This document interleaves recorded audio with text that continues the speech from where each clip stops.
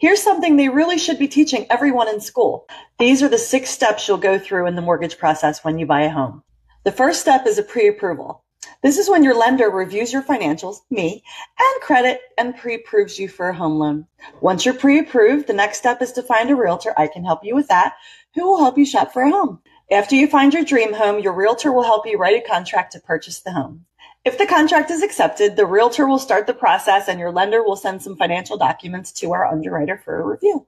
While your loan is in review, any inspections that are necessary are performed on the property. When all inspections and your loan is approved and clear, final loan documents will be signed and your loan will be closed. If you go to buy a home but have no idea what to expect, you could find yourself lost, confused, and ultimately feel rejected. But knowing these basic steps will help you have a smooth mortgage process that gets you into your new home without any mystery.